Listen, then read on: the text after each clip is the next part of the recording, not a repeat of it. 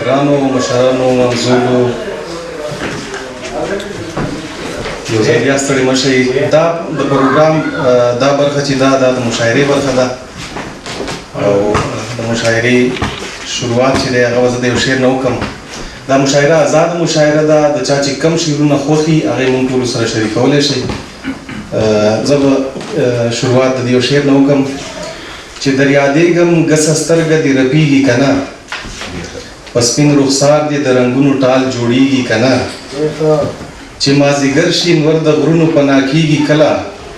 په هر یو لور چې د تیارې څادر خورېږي کله،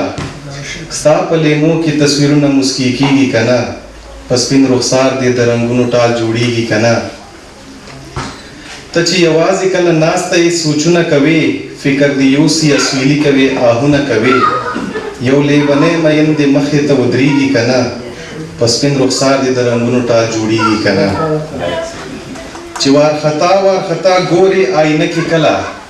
چې وارخطا وارخطا ګورې آینه کې کله، چې طوفانونه دې ولول شي په سینه کې کله، ساده لایق دې غټو سترګو کې غړېږي که نه، په سپین رخسار دې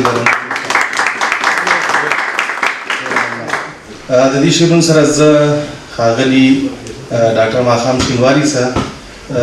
درخواست کوم چې هغوی راشي او خپل شعرونه موږ سره شریک. ما نو د فبروري 2000 کال د فبروري په میاشت کې یو شعر لیکلی دی. دا غونډه چې د اول نوبت ما چې دی ورته خوښ یم ځکه چې اولنی شعر دی ستا چې دې نه نور شعرونه نور متاسفانه چې ځوان یو بل شعر وایه د دې خاطر به خوند ولاړ شي. خو خیر څوک په فکر د جنت کې خیال د حورو او غلمانو، څوک د ډار له دوزخ نه کړي دی په چت کې د خوبانو. دا نور خلک دي، زه په خپله نه یم پدې شیان دنیا له ډاره تیر سجدو باندې خپل وخت کړي، څوک د یار د شونډو خیال کې نه یې ډار ستا له معنا مارانو، څوک هدف د ژوند ګڼي وایي هغې دنیا لپاره، څوک د خدای د لوی نعمت وای قربان له مینانو، څوک هڅي ګټي پیسه وای چې دا د ژوند راحت دی، څوک هڅي ګټي پیسه وای چې دا د ژوند راحت دی، څوک هیڅ غم د پیسې نه خوري خوښې ژوند د لیونیانو، څوک مین دي په خیالونو هی هدف د ژوند ټاکلی، څوک مین دي په خیالونو هی هدف د ژوند ټاکلی، څوک بیا نه لري خوبونه وایي چې کار د پاګلانو، څوک وپوښتي میږیه په